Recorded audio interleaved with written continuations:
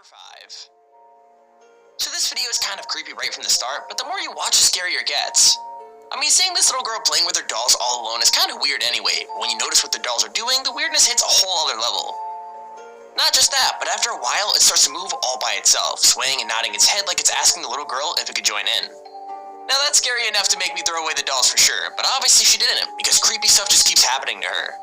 Like she's just quietly coloring when all of a sudden all the paper starts to move before flying off the table completely. Now obviously the kid is freaked out and she runs away, but the cameras are still running, so we get to see the table start to drag itself across the room too. Honestly, I have no idea whether the doll is making that happen or if whatever possessed the doll just moved into the room, but still, I think it might be time for them to move out.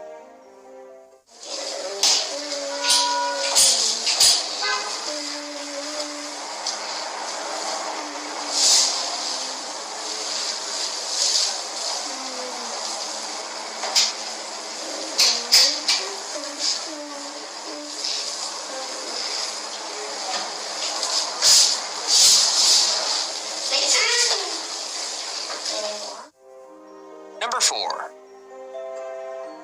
Okay, so if I'm being totally honest, someone should have guessed this doll was bad news, because it looks way too terrifying to be normal. I mean, come on, look at it. It's dressed all in black with a creepy white face and huge eyes. I mean, it basically looks like it came straight out of a horror movie. Anyway, it seems like this is another doll that got jealous, because while this mom was asking her kid about her new toy, the doll was sat in the background listening. And then that brings us to the biggest mistake, because as soon as the daughter calls the toy lovable, you can see the doll raise its arm, and what happens after that is even crazier. Like, as soon as it moves its arm, the candle starts to roll away, even though the two of them definitely weren't touching it. I mean, it's almost like the doll could make stuff around it move, and it wasn't too happy that its owner had a new favorite toy. I mean, let's be real here. If I was that little girl, I think I'd throw away the lovable bear altogether, because I wouldn't want to make a doll that creepy angry. I mean, would you guys? Hi, baby. Hi. You like your new toy? Yeah. What's his name? Lovable. Lovable. Sure his name isn't like Fred or Henry? I can remember. Oh. Number 3. Now, I'm not gonna pretend this is the worst jump scare ever made, but considering it's real life, you gotta admit, it's kinda creepy. I mean, this little girl is making two of her Barbie dolls have a cute little conversation, but one of them decides to show it's really not happy with the game. Basically, after she responds to her dad talking to her from another room, one of the Barbies snaps his head around to look at her and stares at her straight in the face. Now, obviously the girl screams and drops it, and the whole thing goes by so fast it's hard to know what happened, but slowing it right down just makes it even scarier. Like, there is no mistaking what happens. The Barbie looks around all by itself, and something about the way it does is totally mad. So yeah, I think it's about time we start burning all these dolls, because man, it's getting really creepy. Fala uma coisa. O rato começou a língua. Sora, vem comer! Tá bom!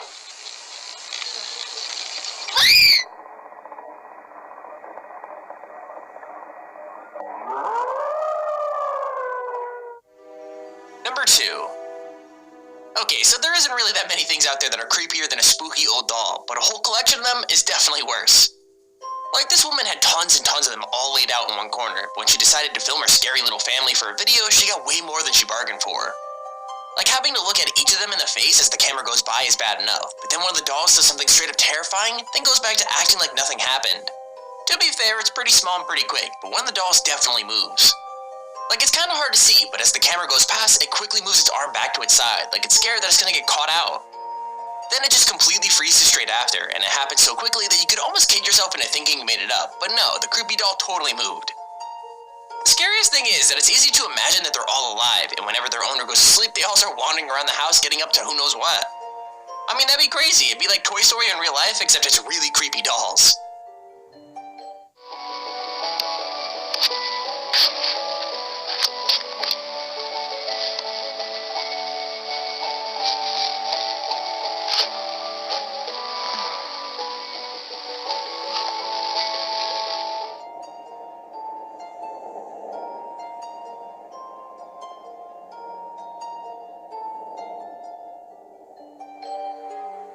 Number 1.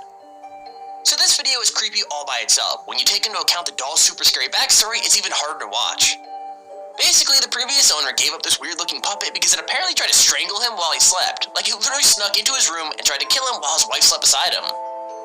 So obviously he gave it away to an expert who locked it in a glass box and filmed it for months, trying to prove that it really was more than it seemed. And so yeah, she pretty much managed it, because some of the footage is so hard to explain that, well, there's only one real logical explanation that we all know.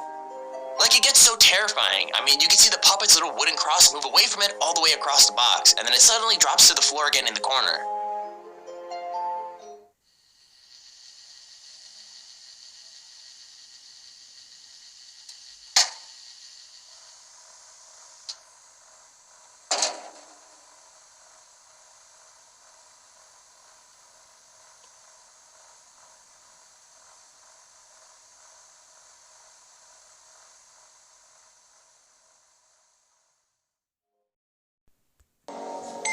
It is said that Key West is haunted by ghosts of the past. The town is full of stories centered around ghost ships, mutinous pirates, and haunted forts. But perhaps the most peculiar spirit is not of a person or a place, but of a beloved object. I think one of the creepiest ones in Key West has to do with Robert the doll. It's Key West's own enchanted doll. David Sloan knows all about the hauntings of Key West. He wrote Ghosts of Key West and started Key West Ghost Tours. All right, ladies and gentlemen, once again, if you have cameras, do take pictures of this house behind me. We have a lot of positive forces going on in this house. We have a lot of orbs that float around this house. The story starts here, at the home of Gene Otto. In the early 1900s, at the age of 4, he was presented Robert. The doll was given to Jean by a Bahamian girl, and they think that she put some type of voodoo spell on it. And the doll took a bizarre effect on Gene.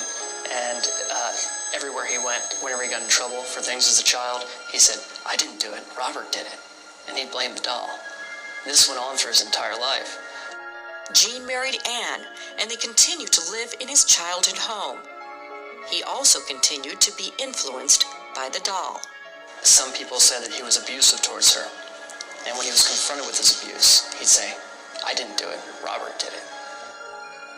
Gene passed away, but some say that Robert's spirit lived on. Anne, who hated the doll, chose to lease their home rather than remain there, leaving the doll and the house forever, or so she thought. In the lease, there was a clause that said, Robert must remain the sole occupant of the attic room. And that's when weird things started happening. There were some people who rented the house out, and they'd hear moving around upstairs. They'd hear footsteps running back and forth, things moving around. They'd go up into the attic, and they'd find Robert had moved from one side of the room to the other. After Anne died, it was this old fort, now the East Martello Museum, which would become the next home for Robert. The allegedly haunted garrison from the Civil War times seemed like the perfect home for such a haunted doll. I get very nervous at times. There's times I hear, I see shadows. Just you'll hear a slam every now and then. When I'm walking sometimes I'll hear footsteps behind me. Goody Estevez is a docent at the museum. Every morning she opens the museum and makes her presence known to the spirits who live there. When I come in the front door, I call out and I say, "Okay, I'm here and I'm going to take over the fort and I'm going to watch it for you." But one thing she won't do is touch him. Just his aura about him, it's hard to explain. I won't touch him. It is said Robert doesn't like to be touched. The first time I was here taking photos of Robert, and I thought I want to get one without his hat on his head. As soon as I leaned up to move the hat, you could feel, it went from a simple looking doll to where, boom, you could see life come into it. You could see life come into his eyes, and you could tell he did not want me touching his hat. I moved the hat, I tried to take the photo, the camera would not work. Snap, snap, it's doing nothing. I set the camera down, put his hat back on his head, camera went off 4 times. Problems with electronic equipment have become a common occurrence around Robert. Naturally, everyone who visits wants a photo of Robert, but that can prove a difficult task. Like the visitor from Idaho who took pictures around the museum. He claimed when he got back home that every single picture on the roll was of Robert. See if he'll be receptive to us. David occasionally works with paranormal investigators who use various recording devices to pick up energy, orbs around the doll, even odd noises, which are a common occurrence at the fort. Strange, unexplained noises, like this one, caught on tape by a paranormal investigator just a year ago. Anybody here? Hello? Hi, anybody here? Are a regular experience for Goody. A lot of people talk about feeling a very negative heat energy around him. Other people claim to see him move within the case, change positions all on his own. Because of all the supernatural activity, Goody is now documenting these strange events. I take the journal only because there's so many different people that come in here and they all have stories. So I started writing things down, the happenings that go on around here. And it's getting thick. The greatest amount of strange activity happens annually in October, when the doll is sent to another museum in town called the Custom House for display. I think that it's the fort that's unhappy when Robert's not here. When he leaves, chaos seems like it just goes haywire around here. I've been physically pushed. The cat, he walks around sometimes howling, and it's hard to explain the things that go on. But when I can't take it anymore, I call over to the Custom House and I say, okay, let's get Robert back here. Whatever is here, it makes them happy. Get Robert back. Goody has come to terms with the spirits that live here. Little surprises her now. Even the time she opened the museum to find a chair in front of Robert's case. I don't think it's Gene coming back for the doll. I think Robert has... Do you think this doll is possessed, do you? I wouldn't necessarily say possessed, but there is, it has got something. It's definitely got something. You almost look like, Debbie, you don't want to even look at the doll. No, I don't. Are you a bit scared? I don't even want to touch it. Really? Yeah. So tell me about the doll. Do you collect dolls? Where did you get the doll from? Actually, I hate dolls. Oh. So why'd you buy it? As an investor? Do you know what? I bought Did the doll call to you and say, we walked past the shop. It wasn't actually a charity shop. It was like one of these second-hand shops. Antique. Yeah. And we walked past and we just, I think it was you, wasn't it? And you saw them and I just thought said, let's just go and have a look. And for some reason I said, let's buy them. And we so bought, you say we then, bought there's more three. than one. Okay. We bought three.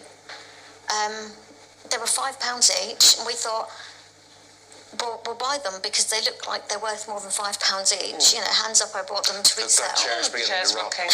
Look at that. Who's doing that? Stop it. Who's doing that? When you separated these dolls, you brought them home, and immediately you could feel that this one got a name? That's not it at all. Yeah, no, I put them in the spare room, and then we had friends coming to stay for the weekend, so I thought I better put them up.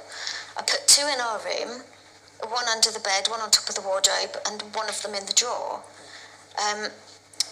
But the day before our friends came is the day he woke up with scratches on him. Right, so I'm intrigued by these scratches, Cameron. So tell me what happened. You woke up in the morning?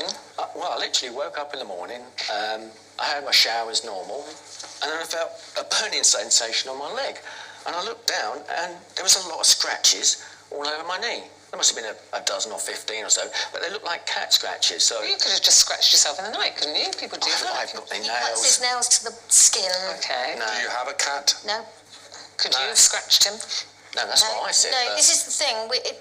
Where the scratches were, and we've got like a big, like extra king-size bed because we need a lot of room, basically. Well, you don't have to explain why you just Not Love Island. The thing is, I have scratched him with my nails on his neck. Okay, too much and detail. it wakes him up. The thing is, this incident was not isolated. Other things happened. Yeah. And all to the point where you ended up putting Her Highness out in the garden shed, and you locked her up in a box in the garden shed. And then when you went to revisit the box in the garden shed, tell us what you saw.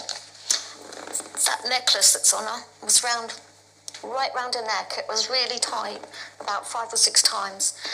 That little pearl, little necklace. And when I went to the shed, it was practically hanging off. She was in a plastic box with a lid, with 2 other boxes on top. No one had been in the shed all weekend. Couldn't it have just been loose, the clasp, and just fallen off? Never mind It's what not- it could have been. The it's- fact is all these things were happening. There's no clasp. And It's just is like this clear. frightening you?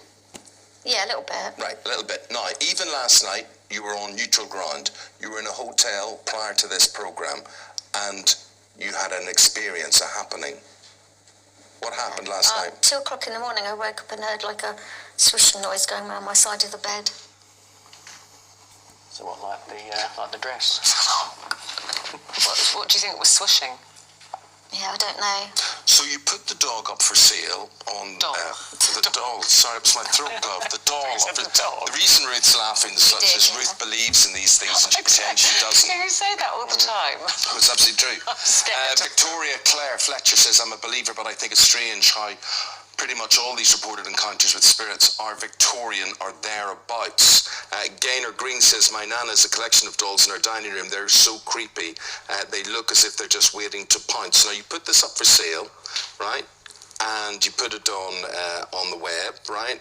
And you were quite upfront because you didn't want anybody buying this unless they knew this was possessed, as you believe I didn't possessed. list it as a haunted doll. I listed it as a creepy doll.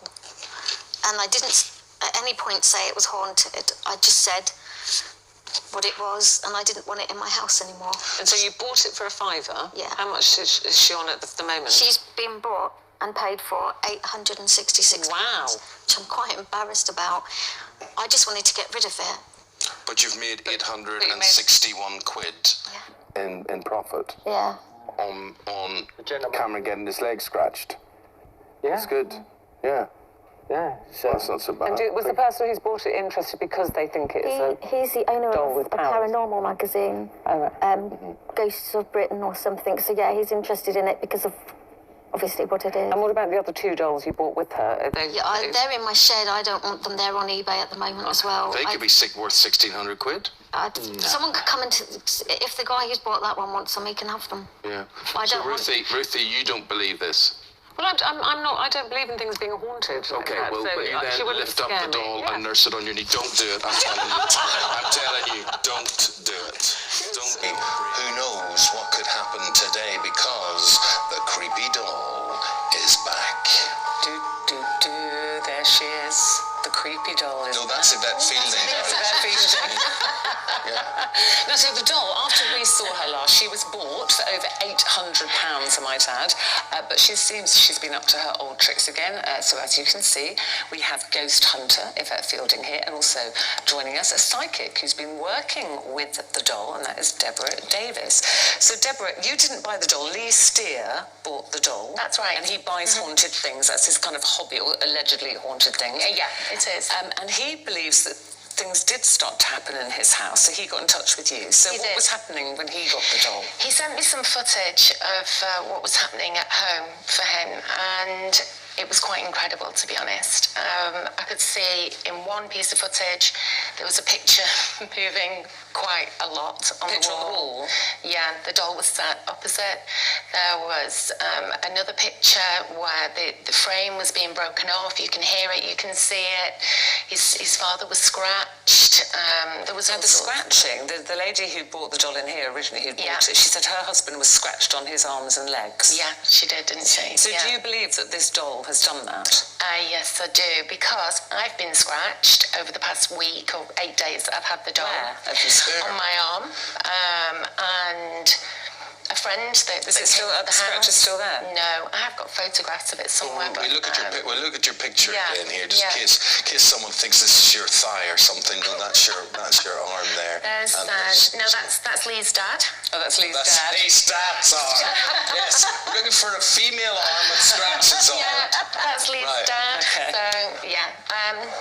Lee asked me would I have the doll, would I give him my opinion about what's going on with this doll. To be honest, when I picked it up, I thought, I don't think it's that scary. So you've been doing a Vulcan mind mold, whatever, with the doll here. What are you reading? What are you discovering? What is in that doll? Okay. The first thing that I got with this doll, it's almost like flashes of images that come to me that show a person or a word, or, this was a little girl. So the first thing that I had with this doll is a little girl that passed. Maybe the owner of the doll? I I don't know is the honest answer to that one. The next thing I felt was quite a maternal presence, so mum. Of the little girl, that the little girl passed first. I feel as though that little girl actually had her life taken from her, to be honest with you. And that the mum, when she Had passed, her life taken from her as was killed by somebody. Yeah. And the nasty part of the doll is kind of a male energy that seems to come and go. And I feel that that's the person that was responsible for taking the life of the little girl. So why is Yvette, the from your nastiness point of part? view, Yvette's here today because she's going to be taking the phone in, and the subject is, we want to know from you, have you been haunted? What is haunting you? Number there on the screen. Yvette, in your experience, have you come across anything like this before in your ghost hunting experience? No, we've had haunted and cursed chairs, and will you sit on the chair? And a lot of people say, no, I don't want to push my luck, I'm not going to sit on that. But in this case, what we could be having here is what you're picking up on is psychometry, which is where you take an object and you're actually picking up on feelings of an object, people that owned it. It's not necessarily haunted. I would personally like to take this doll, and I would like, with your producer's assistance, to run experiments on it. I'd like to film it. I went outside the tent, middle of the night, and I saw a lady floating down the fields in a white flowing dress. That scared me, obviously. And she was quite a well-known ghost at the time. Yeah, I found out later on, a few years later, she's a well-known spirit of the village. Right, well. Does she have a name? No, but I've not found that out, but she committed suicide after she was jilted at the altar. Okay. And as far as your collection is concerned, when did you start collecting? What was the first thing you collected? I started collecting about a year ago. The first thing I had was the World War II gas mask at the back. I get most of my items from an antique centre near Stratford-upon-Avon, and Phil, the owner, he looks for items for me. He knows what I'm. The thing is, if you look at that, that's interesting for a collection. That is a piece of history. Yeah. But who's to say it's haunted? Does your antiques man say, "Oh, I tell you what, you want to have this because it scared the life out of us last night"? No, what we do, I believe we've all got spirit guides, and they're guiding us. Now my spirit guide, it happens to be my grandma, she's guiding me to items so we can go to an antique centre or even a car boot sale. And voice in my head say, go to that stall, there's something of interest. Okay, well, you brought some things of interest with you today. We've got the rocking chair next to you. So this is a haunted rocking chair, you believe? This is a haunted rocking chair by an old lady. It's Victorian. She passed through Alzheimer's or some disease like that. In Victorian times? Yes. She's still with her chair. She's confused as to why the chair's not in her home. So is it haunted to sit on, or? It's okay to sit on. It does rock on its own. We have seen it rock on its own. So do any of these items that you've had have effects on people that go near them, or are if they were walking past them? Yeah. The wheelchair has effects on people, which I'm hoping you'll sit on in a bit, Philip. So this wheelchair, this is haunted by ghosts of hundreds of wounded servicemen. So where did you find this? That's from the antique centre. Right, okay. And what was it? What's its history? What's its story? It's from a rehabilitation hospital during the war. So obviously possibly hundreds of soldiers with different illnesses. I sat in it and it felt like my left leg had been amputated. Oh, really? Different people. Oh, you're going to go for it then, are you? Well, no, I'm not scared of any of this stuff. But I mean, I sort of happily sit in this, very mindful of the respect and history of the chair. Yeah. How do you feel? I feel like. No, don't be ridiculous. Don't be annoying. Perfectly normal. Really? Yeah, absolutely. No twinges in your leg? I have no twinges. I have absolutely nothing going on here whatsoever. Nothing. Don't even joke. It's not funny. But so people do feel an effect, do they? Yeah, it does take time. How long? Depends on. That's because their legs have gone numb, sitting in an uncomfortable chair. We did. A lady came to the centre last weekend, and she had a thermal camera, and her son sat in it, and the whole of his body was red, apart from his legs, which were blue. Really? Oh, really? And is this the doll? That is a voodoo doll. That does make people feel ill. It was in 3 team members' house, and they all became ill. And I took Over what period of time? over days. Really? I took it into work, left it at the back of my office without work knowing, which they're probably all do now. And 3 guys were off sick that week. That's why it's the only item that's containing glass. And does the glass stop that coming out then? Yeah, it's also surrounded by Himalayan salt, so that sort of contains the spirit in there. How much if you look at these items, they're all sort of Victorian, World War II. What's the age of this? That's a Victorian doctor's bag. It always strikes me as being amazing that it's like Victorian and it's old stuff that's haunted. I mean, how come in your collection you haven't got a toaster from someone who got electrocuted by it? I mean, are modern things haunted? Modern things could, yeah. You never see a modern ghost? No. Why don't you see modern ghosts? You do sometimes. I think if you go to a haunted location, if it's a modern house and someone died there in modern times, it would be a modern ghost. Yeah, but it's a modern house that was built, it was a Victorian graveyard. Yeah. It always seems to go back. It always seems to be going back, yeah. There's no sort of spooky person coming through. We've had a lad who passed in the 60s and 70s coming through before, so it's not always.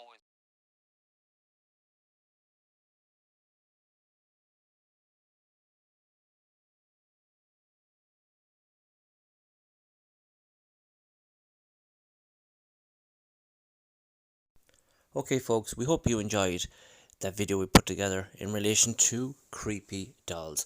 The next video coming up now is from Carpy Chris in relation to the coronavirus, guys. Everyone keep safe and try and keep indoors. So enjoy Carpy Chris's funny video coming up next.